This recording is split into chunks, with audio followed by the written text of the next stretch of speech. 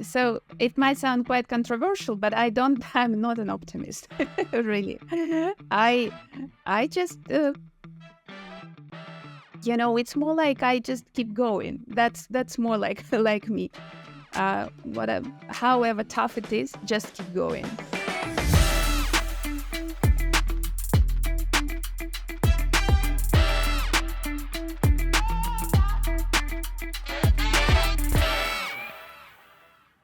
Hi, everyone. Welcome to the Masters of Crowdfunding podcast.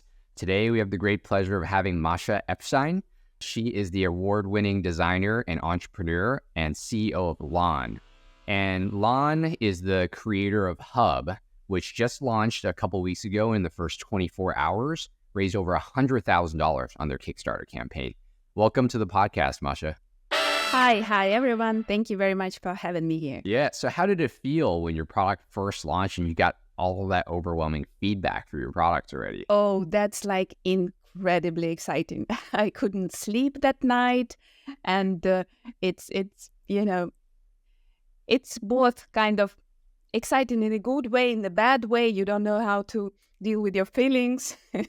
You check this website, your page, like 100 times per hour. It's a lot of emotions. And can you just tell the audience a little bit? We'll dive back. We'll come back to the emotions and how to how you handle it. But can you just tell everyone a little bit about what the Hub is and why that was the product that you chose to launch? Because you're a designer. You've designed many products in the past before. Why the Hub? And what is it? So we call it next level connectivity and charging station. So it's the device itself is like a combination of all charging and connectivity devices we have on the desk.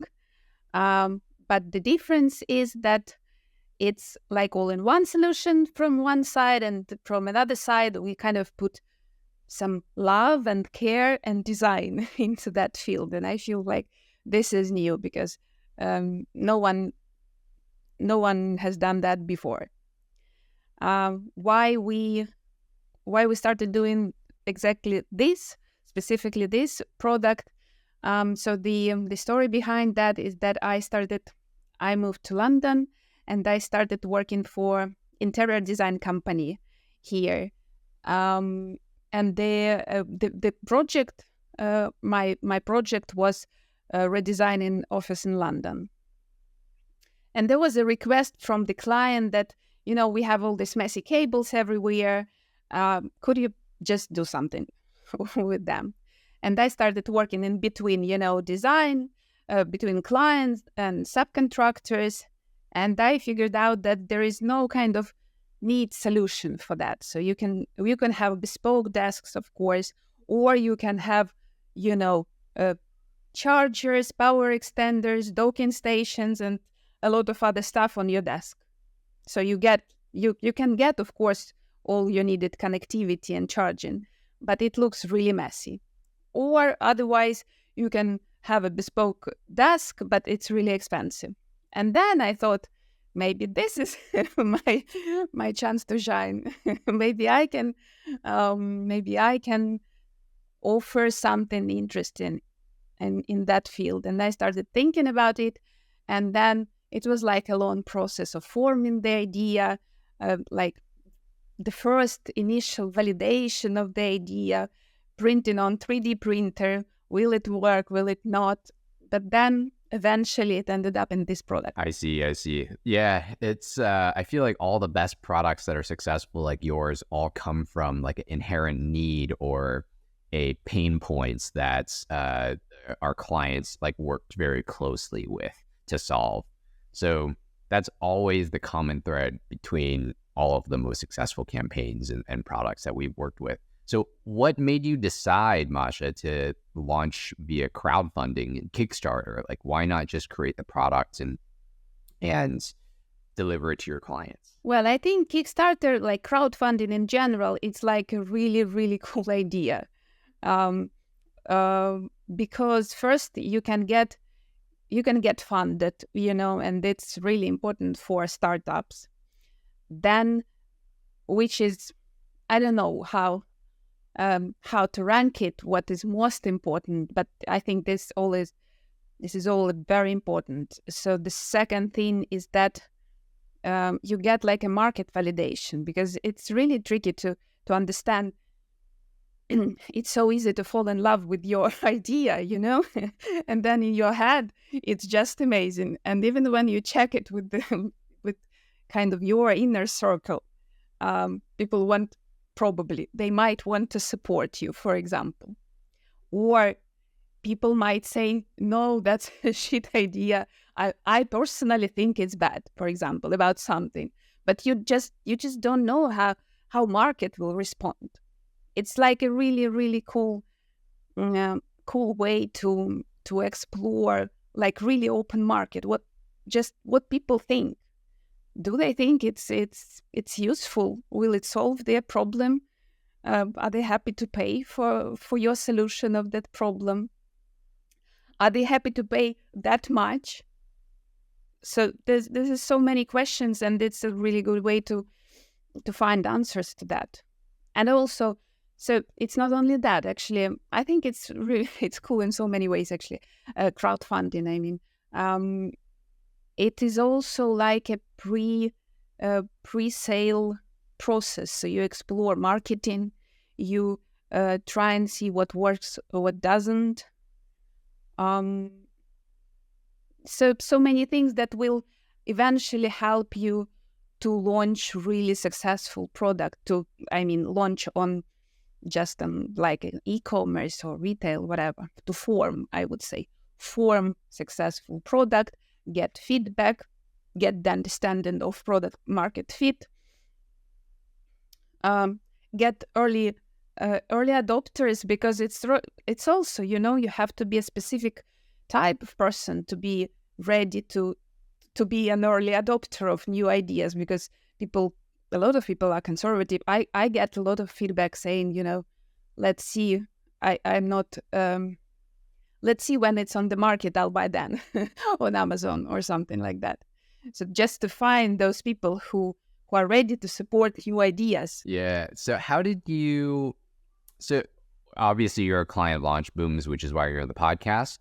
But like a lot of people assume when they launch in crowdfunding, they find those things out during the live campaign, right, Masha? And in the lead up to the launch of your campaign, we did a lot of that work beforehand. Can you just talk a little bit more about what the biggest learnings were in the pre-launch that allowed you to get that $100,000 of funds raised in the first 24 or 36 hours? And what worked for you and what didn't work for you? So the biggest learning, I would say, that it's a lot of the work and all of it has to be done before. That's a really big learning. I think it's a really good way of approaching it. What worked, what didn't work, all this process, I took it really kind of seriously, step by step, this kind of pre-launch process. I think it's great how you guys are constructed this process. It's just like I am. It's really great. I'm super happy with you guys. It's Launch Boom. What didn't work, I would say, so live marketing. That's for me kind of, maybe I'm a bit confused about that. I can't see how, if it works, what works well, what doesn't work. I can't say that I tried everything, but we are in the process. Campaign is live now, so I'm still exploring. There will be new newsletters and affiliate marketing, something else. So we are still in the process. But what definitely works is this preparation phase. That definitely works. Yeah, no, appreciate you sharing that and the kind words about the system, etc. I mean, that's what we found too, Masha. The pre-launch, you're able to see, okay, hey, which audiences are working well, like you mentioned earlier, right? Are the people that are waiting for your product to be sold on Amazon? Well, then that defeats the purpose. Let's not spend money to advertise and target those people and write headlines for those people. Let's write headlines for the people who are the early adopters, willing to give you their money up front and wait, several weeks or months or even a year plus for their products, right? And like you mentioned earlier, those things apply not just to the crowdfunding campaign, but also into e-commerce and retail and things like that, the messaging, product positioning. Now, what we found also is the live campaign, a lot of times it's a roll of the dice, right? You can have all your advertising work incredibly well, just like yours did incredibly well during the pre-launch. And then the campaign goes live and for whatever reason, things change. Sometimes it continues to work. For a lot of our campaigns, it does, but sometimes it doesn't work nearly as well. And that's why we also encourage product creators to spend more time in the pre-launch to build up that list so that you can maximize the size of the campaign. So you talked about the things that you learned that would allow you to have a more successful product and business later on. Can you just elaborate a little bit more on that? And what were some of your findings that you didn't expect? Findings I didn't expect.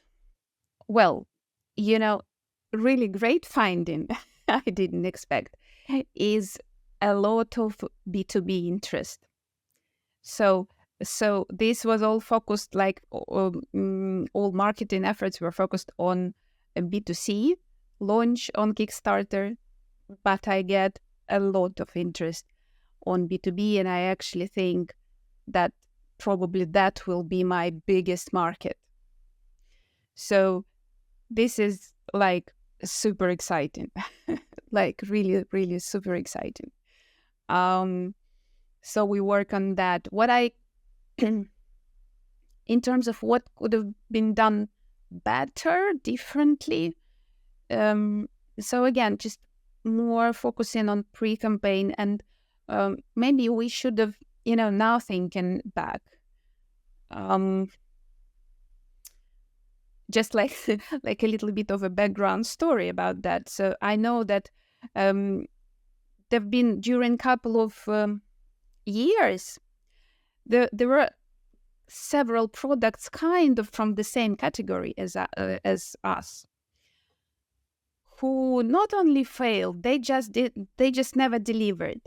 And people are really unhappy with Kickstarter, with crowdfunding idea in general, and of course with those companies who kind of scammed them. So I really was focused on the delivery. So I wanted to make sure that we can deliver, that it already works. So it's not just an idea now on Kickstarter. It's a product that already works, and it's been working for months here in London in the offices. So we test run a lot. We were focused on making sure that we can deliver, and so this is something super important. But in case of limited resources, which we all always experience, probably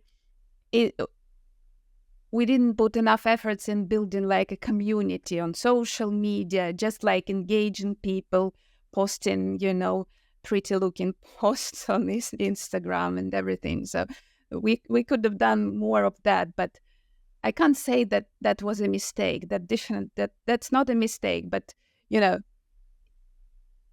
we could have done more of that. But also, it's really important for me to make sure that we can deliver the really high quality product. Yeah, that's so good and so important. I mean, especially when you show your customers that you put a lot of effort into that on your campaign and show all the prototypes. That's one of the things that I did when I launched one of my campaigns as well. We just show the different iterations of the prototype and how far we've taken it already. On the live campaign itself, that is. I think in the pre-launch, that is maybe less necessary. So what would you say is the number one piece of advice you would give to people who are thinking about launching their products? So I know, for example, for people who actually never encountered, who never tried doing actual crowdfunding, there is this idea that it's an easy road, that you can just have this idea, driving your car in the countryside, going like, sure, let's try and launch it. let's try and do it. Let's try and raise money on crowdfunding platform somewhere. So I can definitely tell that doesn't work like that. It's a lot of work. So it's really a big path which needs to be taken seriously and taken like step by step. I really believe that people should be really confident in their ability to deliver, because they just it's just a shame that people that there are this kind of history of scamming, and then it just like a disgrace the idea of crowdfunding itself, these early adopters, because it's so important when the society community can support like innovation. Yeah, you definitely don't want to end that party, right? Be the party pooper that ends all of that pre-orders and leave a bad taste in this incredible community. Yeah, I think the community is really incredible, because all together we achieved as a humanity, we achieved so much because we can do things together. We can support good ideas and then create something incredible all together. I think that's just really important, in general, from philosophical point of view. And this is like one application of that. And I really, really appreciate all the support we got, and we will do everything possible to deliver really cool product. Yeah. Why do you think you got so much support in the pre-launch phase and, within the first 24, 36 hours, get over $100,000 in pre-orders? Why do you think that is? I think it's a combination of things. So first, we put a lot of effort in preparation, actually.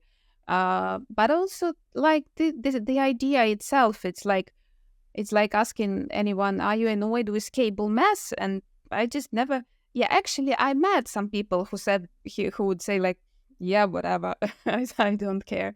But most of them would say, 99% would say, oh, I hate them. All these cables, I just hate them. And then, it's just such a... small but very common issue, having all these chargers in your bag and then losing your chargers, or your kid will borrow it and you never see it, or your colleague, this small kind of irritating moments. It's like a real pain point for a lot of people. Yeah, well, there's been a lot of people that tried to solve this problem, right, Masha? What do you think you did differently than other people that made your product stand out? I actually don't feel like a lot of people tried to solve it all together, find an ultimate solution for that, because the attempts are separate. There is cable management, just the cable management system. You can have trays under your desk or something like that. Right. But that's not what we are offering. So we have this kind of, it's an integration of actual charging and actual really advanced electronics. So the product, to make this product, it's hard. It's actually super advanced electronics, and it is a combination of different things, and also it's a cable management. So and probably my kind of design background helps as well, because I really wanted, because we have all these cool devices, laptops and phones and everything, and we, as a society, probably we are obsessed with this, the way how these things look, and they look so sleek and cool. And I thought that it's nice to have this, because we need this charging and connectivity. So it's nice to have a new, sleek and cool looking match, and solution for all our trade devices. Yeah. So I don't know. I just don't feel like people were thinking about that from this perspective. Mm-hmm. Yeah, it sounds like what you're saying is a lot of the solutions are like it solves one segment of the problem, like cable management or just like a charging hub, but they never really put all of the different solutions together into one.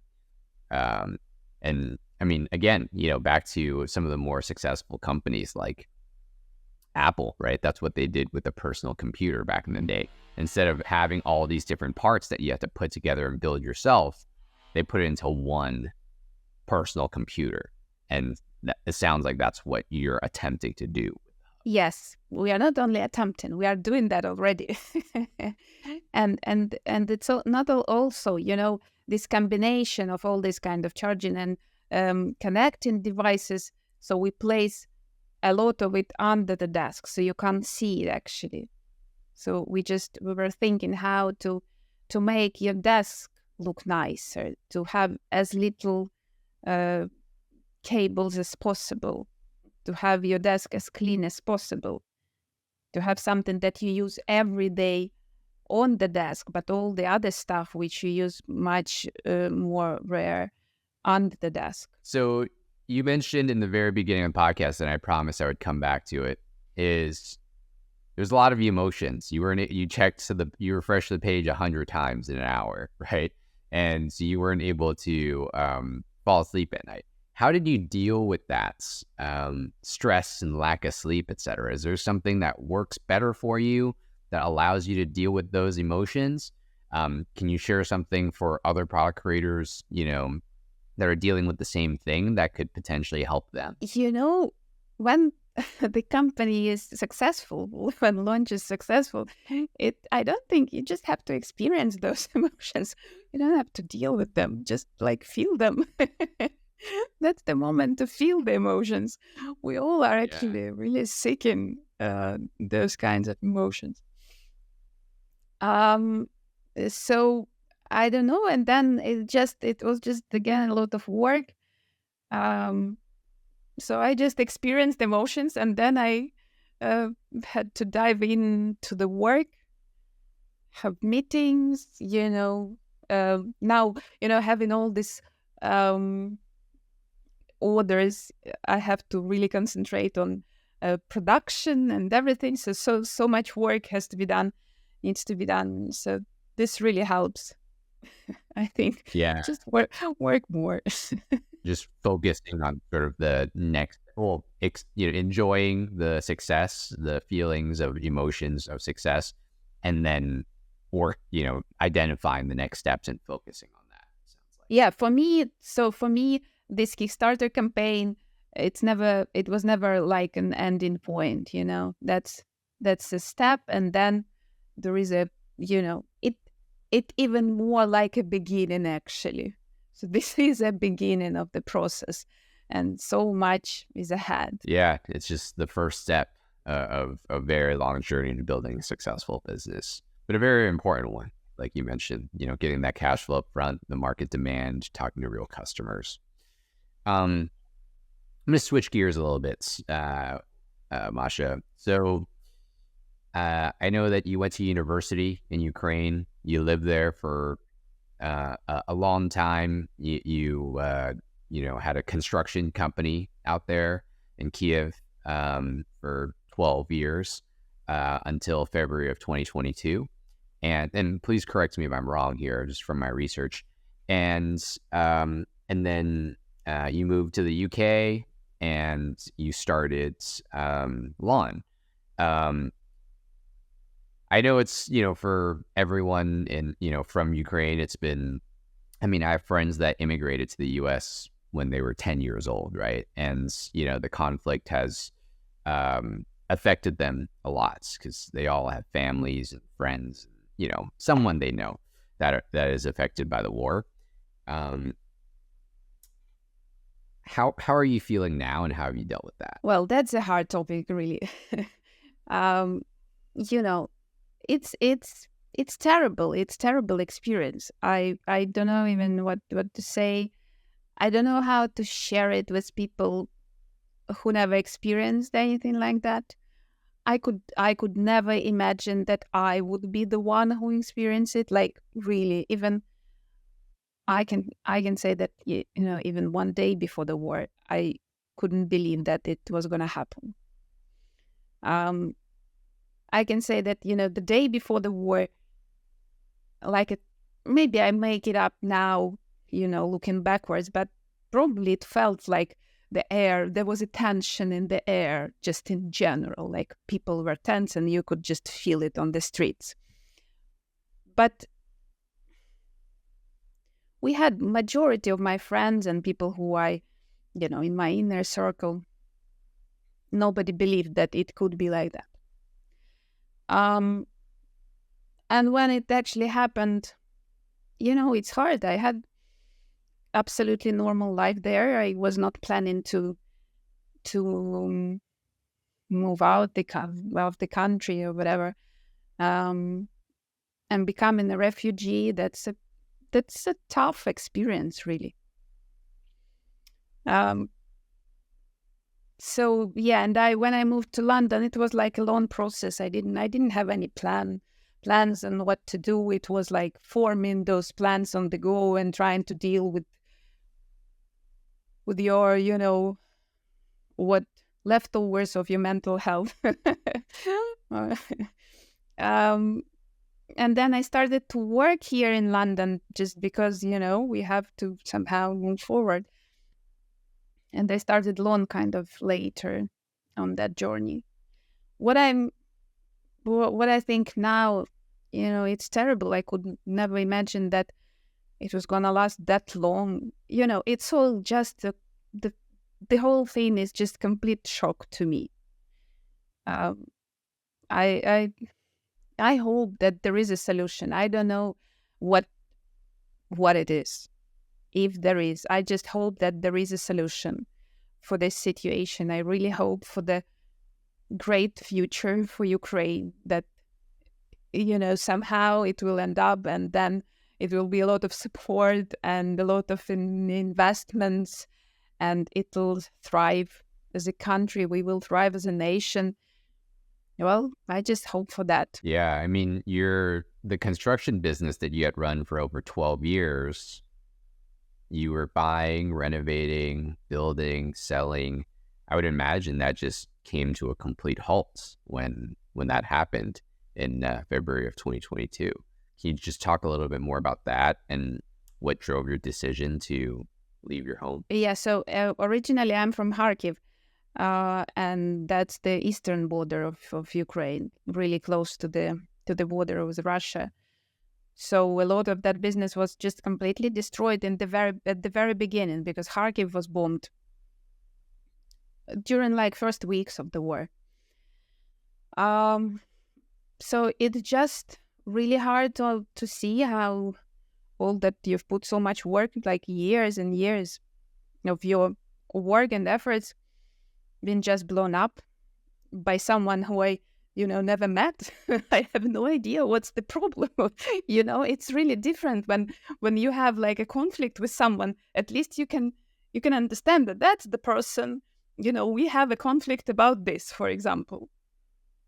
And here it's just like a piece of metal from the sky being sent by someone who you never met. It's just really different.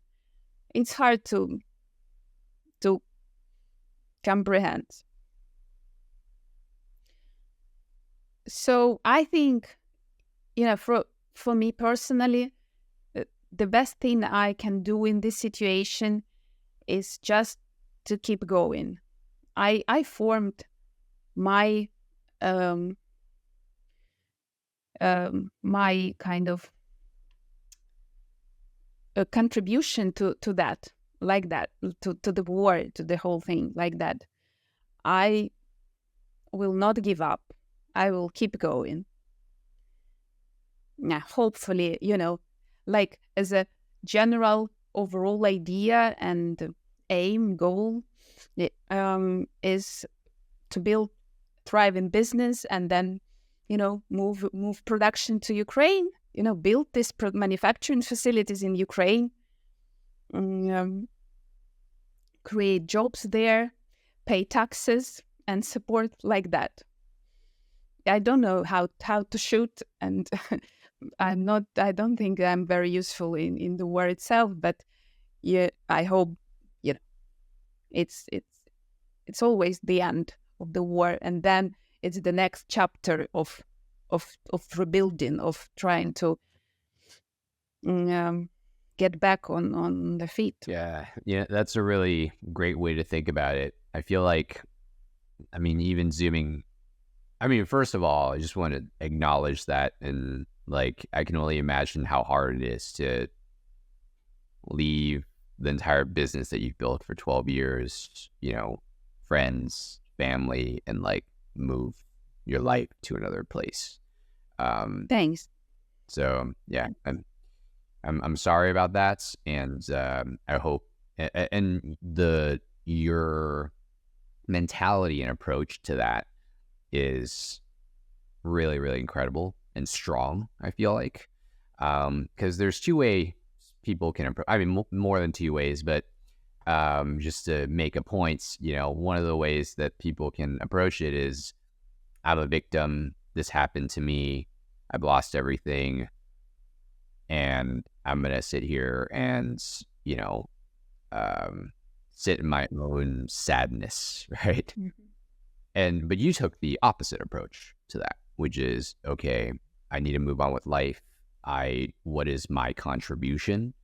I can contribute here. I can build a business, be successful, and then create jobs and pay taxes and help rebuild. Play my little part, and which is not that little, by the way, but play my parts in rebuilding my home, my country, and supports my fellow family or my fellow country members, right? I think that's a very, very noble way to think about it, and I think it's one of the reasons why you're going to be a successful entrepreneur. Thank you. I really hope for that. I try and do my best. So, people have different, Ukraine now full of conflict, even among Ukrainians, people who stayed and people who left, people who speak Ukrainian and speak Russian, like so many even internal conflicts in the nation. So I can't take part in figuring out who is right, who is wrong. I think it's tough for everyone. It's tough for people who are there. It's really tough for people who left. This language, for example, issue. So I'm Russian speaking because it's an eastern part of Ukraine. We all spoke Russian for like forever since I was born, and now it's a lot of conflict about that. So I just speak English, just to avoid that bit. I'm focusing on my bit. I'm trying to survive, and I'm trying to build something that can help others when it can. That's obviously a pivotal moment in your life for you, right? That big move. And feel free to elaborate a little bit more on that, or if there's anything else that comes to mind. Is there another pivotal moments in life for you that's where it was really challenging when you were going through it, but in hindsight you looked at it and go, oh my gosh, like that was a blessing in disguise, or that 1 degree difference 2, 3, 4 years later led me to here? All those years with business back in Ukraine, there were a lot of challenging moments, but probably the most challenging was this moment kind of crossing the border when leaving Ukraine. That was like a really big one, and I thought, yeah, talk more about that. What was that border crossing like when presumably because you left February of 22, so days if not weeks after the war began, right? I left several weeks afterwards. That was it was cold and terrible, and we were queuing on the border. Women with children crying. That's just really tough. And that was a moment when I thought I just don't know what my life is gonna look like tomorrow or the week after or later. And that was the pivotal moment. Was what then? That was a big kind of challenge in general. And actually, I know that it might sound, I don't know, a lot is ahead, obviously, but and it's quite a banal quote. But when one door is closing, another one is opening. So I try to believe in that. However hard the situation is, just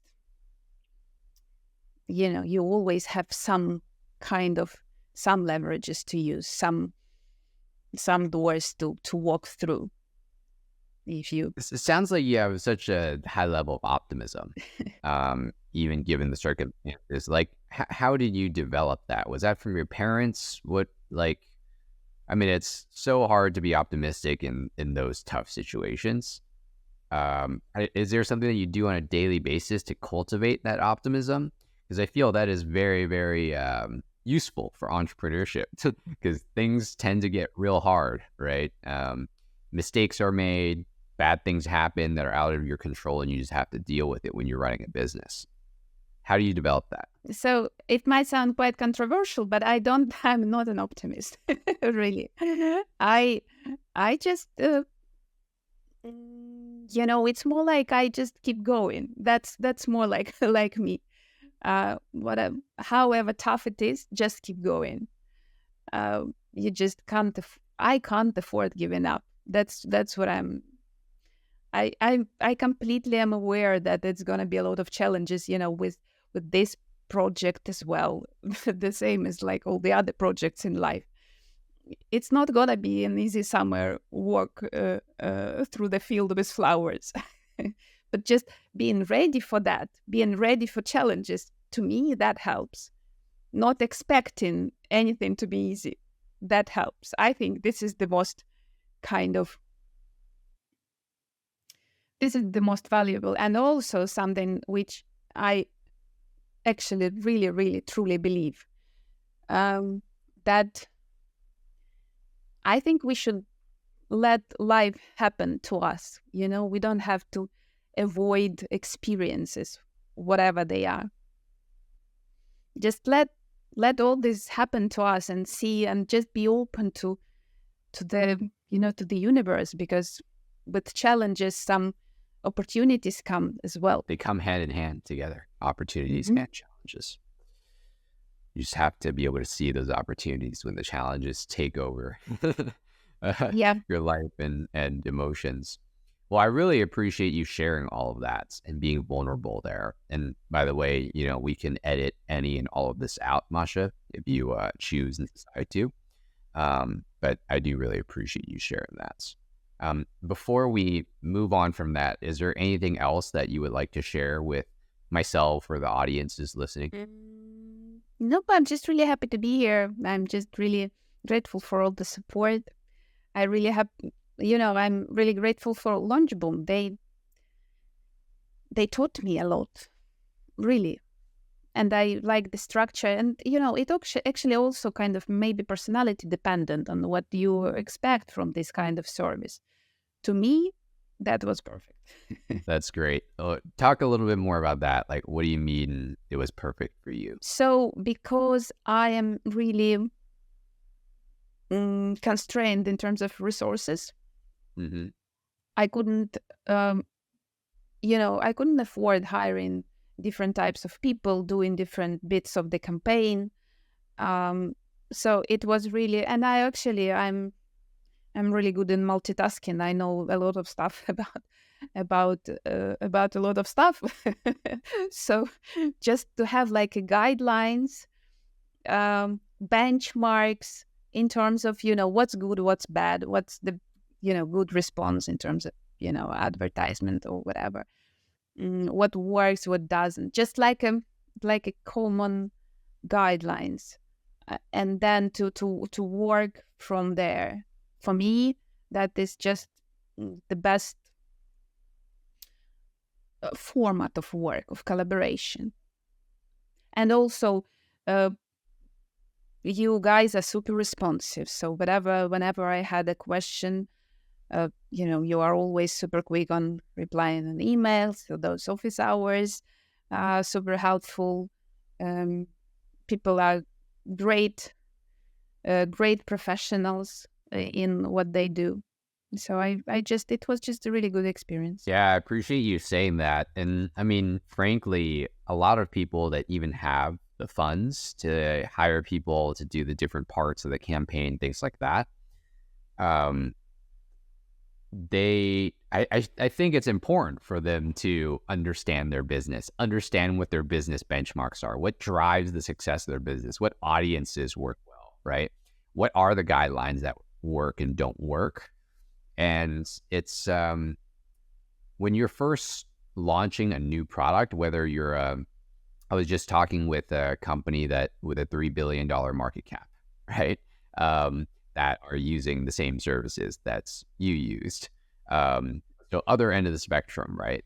But same thing. They basically said the same thing as you, Masha. That's understanding those things because is so important to them, because the crowdfunding is just a very small step along the way in order for the product to be successful.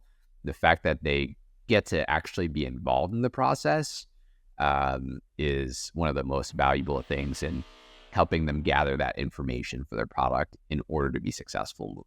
Yeah, I also it's really rare opportunity. I just don't even know how elsewhere you can get that kind of actual to try actually test drive the market and your product. I just don't know, because even running these super expensive surveys on the product, so we never could afford that. But also, I just don't believe that's actually that will help, because people don't know what they want or what they don't want. They need to be shown. So this is what you get for this price. Are you happy to pay now?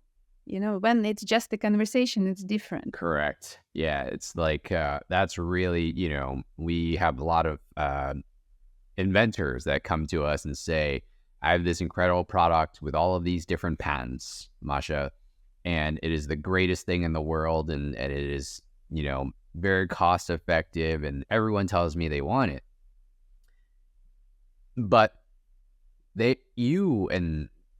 also need to understand that, and you understand this, obviously, you just said this. When you show people the price and they give you their credit card information, even though it's just $1, that's when the rubber meets the road, and that's when things are real, right? Because people can tell you all day long they want your product, but it isn't until they give you the credit card information it's true. Yeah, I completely agree with that. And, on the other side, so I was trying to, before going into that crowdfunding route, I was trying to figure out, how to assess. So I was talking to different kinds of people. And I also had a different, on the spectrum, a different feedback that, it's so important to, before doing anything, it's like a proverb or something, that real samurai sharpens his sword for 99 years, and then he just makes the one cut, and that's done. That's I also don't agree with that. You have to do something. Just spending all your life on preparation, you'll just die and never do anything, while preparing for your huge success somewhere in the future. So it has to be somewhere in the middle. You have to explore, but also you have to kind of do it, try it, go there. And to me, this crowdfunding is just like a really kind of good sweet spot of this spectrum. Yeah, no, I absolutely agree with that, because you can get the product out much sooner than you otherwise would be able to if you weren't doing a pre-order or crowdfunding campaign. Yeah. So what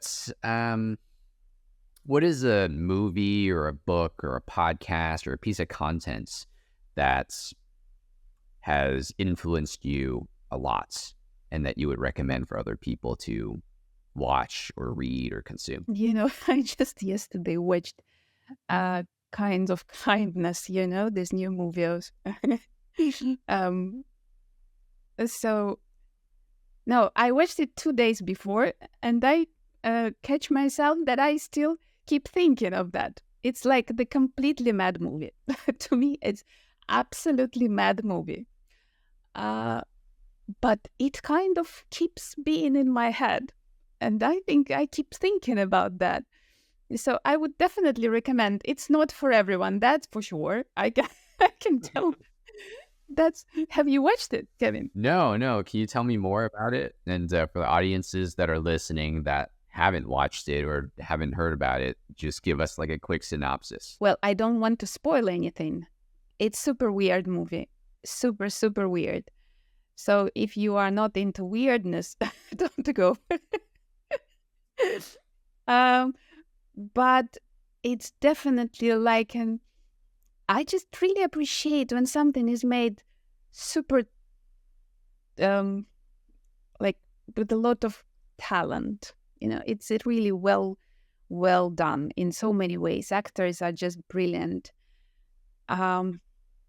And it's just like a contemporary art. It just asks a lot of questions.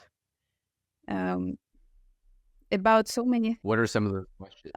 What kind of price you can pay for someone's appreciation? Is there a limit, that you can get stuck in the relationship that are obviously, abusive or something weird, not normal, but you can get stuck in that, and you can ended up paying like a really ridiculous price for something that from the outside view it's not worth it. But I'm saying all those words and I think it sounds boring. Actually, the movie is really, really not boring. I'll link the trailer in the podcast notes, and people can watch the trailer and decide whether or not they want to watch it. But I feel like the best movies are the trailer doesn't, like, you are not ready for the movie after watching the trailer. So I watched the trailer and then, I was not ready for the movie. It's super intense, like really, really intense. Yeah, I feel like the best movies aren't for everyone. So I'm looking forward to it. I'm definitely going to check it out, by the way. Yeah, I actually recommend. I will take your recommendation for sure. What is the purpose of all this, you think? All of this of what? All of this life and challenges and building a business. Why do you think we go through these, tough days and good days? Is it just for the good days? Like why do we do this and spend all our waking hours thinking about making a product or marketing or work or, what do you think is the purpose behind all this? Well, that's deep. Now we are going really deep. I don't have answers, obviously. But I think that, it's just to have these experiences. That's what I said. It means really a lot to me to kind of I don't know how it sounds from the outside, but for me, inside my head, this idea of let life happens to you is like a big one. You kind of, because sometimes kind of a reflex is just to kind of get tense and to deny something, especially, well, obviously when something bad happens. You just don't want to accept it. You think, I don't deserve it. How come I how come this happened to me? And I asked this question a lot myself. I asked it myself, like, how come that happened to me? And I think the answer is to learn how to accept that. This happened to you because there is a kind of, you can think of it as a path leading to something. I'm not sure that there is a path, really. I even don't believe in a happy ending of everything, really. I don't know. I think we just have this time here, and we just need to let this happen to us.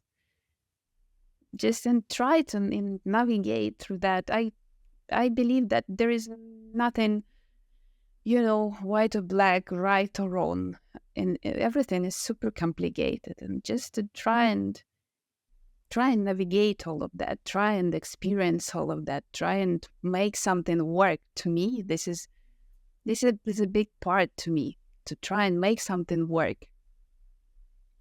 Focus on creating, not on destroying. That's a big part to me as well. That's beautiful, Masha. And I think this conversation filled my soul a little bit, to be honest with you. Thank you. It's really great to hear. Yeah, and I think it will for a lot of people listening, product creators, founders. I mean, we all face challenges of our own, right?